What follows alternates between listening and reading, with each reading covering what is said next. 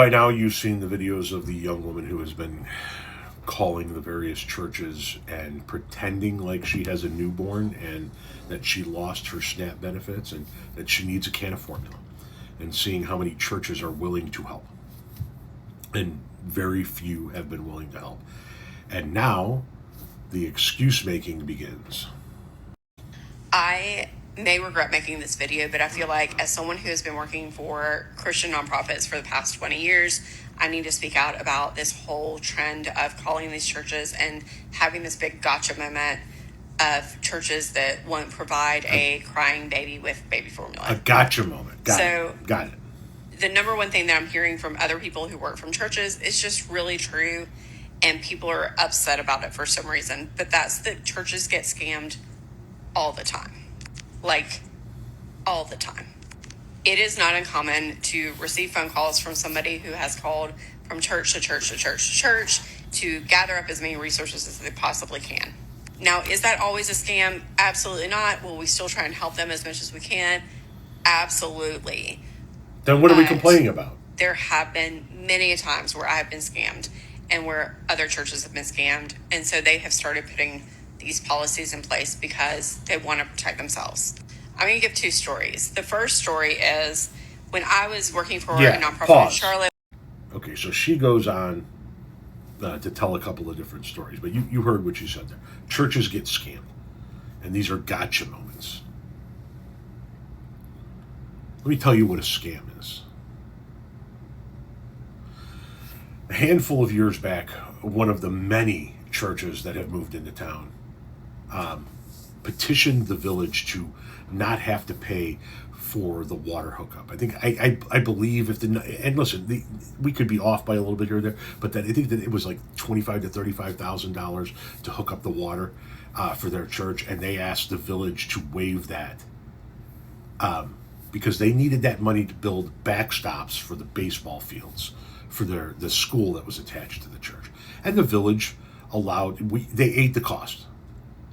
So the taxpayers, thousands of which will never go to that church, paid for the water hookup for the church, even though that church will not generate one dime of tax revenue for this village. And I'm not bitching about my village. I love my village. My mayor is a fantastic mayor. My village board is a fantastic board. This is one move that I disagreed with. Why? Because the plumber in town doesn't get to ask the village to waive the hookup. If the plumber in town, and I'm just using a trade, right? If the plumber in town built a new facility and said, hey, it's $35,000 to hook up the water, can you guys eat that cost, village of Shanahan? The village would say no way in hell. Even though that plumbing company is going to employ local people, it's going to generate sales tax revenue for the village, it's going to generate tax revenue from the part of the employees in the village. The employees are going to boost the local economy. It's all an economic positive with the plumber. The church generates no tax revenue for our village at all. They don't pay taxes on their property. They don't pay taxes on their revenue. And they're selective in who they help. Right? The plumber is generating revenue for the village. So when the village puts out a mini pantry, let's say the village decides to put a mini pantry out with some pantry goods in front of the village hall, and they're going to stock it every week. It's going to get stocked with tax revenue. That church isn't going to contribute to that mini pantry, but that plumber will do his tax revenue. Maybe somebody from the church comes and puts something in or doesn't. That's beside the point.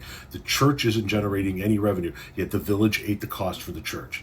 We paid for a church to get its water hookup. The plumber paid for his own cost.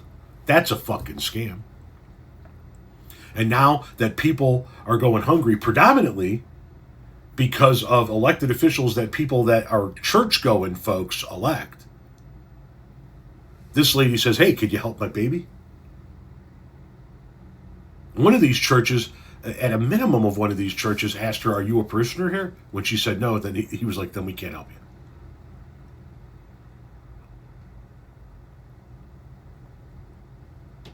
You wanna call it a gotcha moment? I want to call it a wake up call for folks.